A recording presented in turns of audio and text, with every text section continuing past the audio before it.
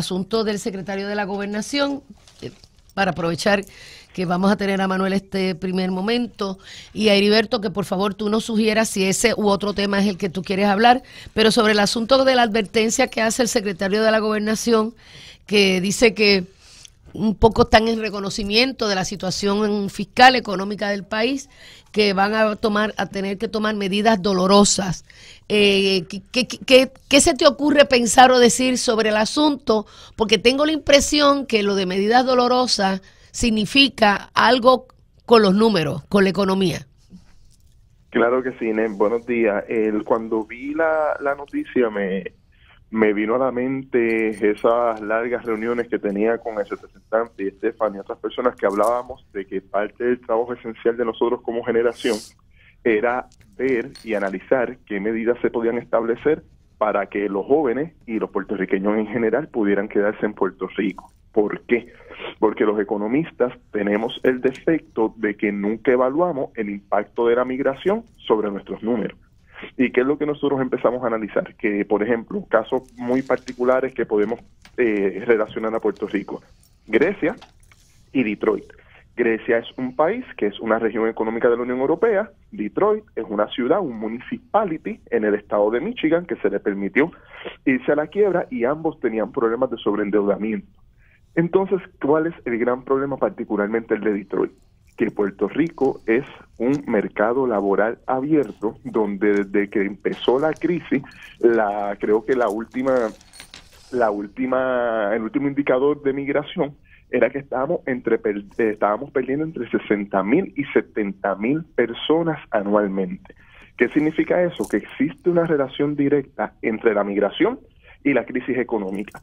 Si el gobierno entrante continúa advirtiendo de que vienen medidas dolorosas, las personas van a relacionar las medidas dolorosas con recortes en la inversión social, aumentos de matrícula, despidos de empleados públicos, pérdida de poder adquisitivo, y eso es una invitación a la migración. Por eso es que me causó mucha preocupación que esas expresiones salieron de un entrante secretario de la Gobernación, porque podría estar haciendo una invitación a cojan las maletas y váyanse, porque lo que viene aquí en Puerto Rico va a ser bien duro. Y volvemos a lo mismo.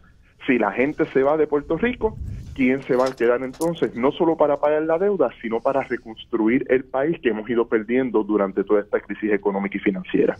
Heriberto, yo concurro obviamente con tu análisis. Yo escuchaba durante el día de ayer las distintas entrevistas del licenciado Villafañez y hablaba de que el plan fiscal sometido por la administración de Alejandro García Padilla no contenía las suficientes medidas de austeridad que necesitaba y que ameritaba el momento. Y yo creo que el plan fiscal sometido por Alejandro García Padilla de por sí requiere sacrificios adicionales de los grupos que ya han sido sacrificados una y otra vez y tenían que ser rechazados. Y lo que nos está diciendo la administración del gobernador electo es que no, esos sacrificios no son suficientes, hacen falta sacrificios adicionales.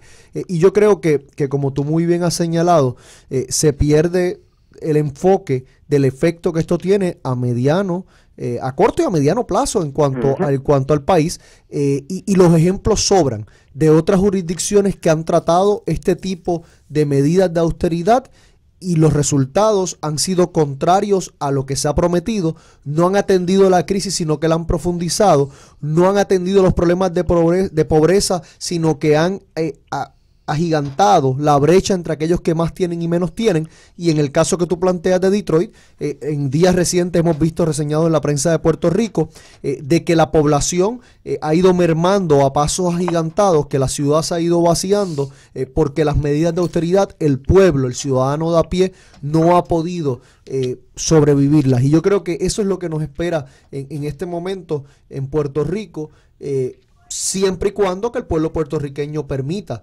que este tipo de política neoliberal se le dé paso. Y yo creo que esto no hay que verlo desde un matiz ideológico o partidista, hay que verlo desde una perspectiva de sentido común. Lo que nos están proponiendo, ¿lo hemos tratado, sí o no? La respuesta es que sí. Habiéndolo tratado, ¿se ha logrado el resultado que se buscaba? No. Pues entonces, ¿por qué insistir sobre ese mismo curso de acción? A mí me parece importante resaltar la discrepancia en los discursos entre el futuro, ¿cómo se llama Villafañez, que es el secretario de la Gobernación, y el futuro representante del gobierno de Puerto Rico ante la Junta de Control Fiscal, Elías Sánchez. Por un lado, veo ayer a Elías diciendo que una de las primeras medidas que ya está escrita, que ya está el borrador, va a ser el asunto del empleador único. Que eso va a ser una de las primeras medidas que se van a establecer para salvar la situación, para arreglar la precaria situación económica que tiene Puerto Rico. Por lo tanto, se supone que interpretemos que la medida del empleador único es una medida buena, positiva, que va a salvar la economía del país, porque según él dice, eso va a economizar millones de dólares en las agencias, porque las personas que no funcionen en un lugar las van a poder mover a otros y así supuestamente se va a ahorrar dinero. Pero por otro lado, vemos a Villafañez diciendo que van a haber medidas dolorosas, que las primeras medidas van a ser dolorosas, por lo tanto no van a ser positivas, por lo menos en la interpretación que le dé el pueblo, porque pues si son dolorosas no son buenas. Porque uno pudiera pensar que están hablando entonces de dos planes para Puerto Rico distintos. Son dos caminos distintos. Por un lado me dices que lo primero que vas a hacer es positivo para salvar la economía, para dar esos primeros pasos hacia el avance económico y del desarrollo económico, y por otro lado otro me dice que no, que son medidas dolorosas, que son medidas difíciles. De verdad que esa discrepancia en los discursos me preocupa. Por otro lado, ¿y los 10,000 millones de dólares dónde están? Esos 10,000 millones de dólares que prometieron pero era con la estadidad en la campaña, bueno, pero él la va a traer. ¿Por qué las medidas dolorosas incluyen la estadidad? Para mí sí. Esa es una medida bien dolorosa, ¿no? Pero se supone que para ellos no es una medida dolorosa. Y como diría la Olga Tañón, y como duele. Así que esa discrepancia, me parece que van a haber dos gobiernos aquí. Yo otra cosa, y yo creo que esto lo hemos discutido en el pasado, está un poco la teoría del shock, ¿verdad?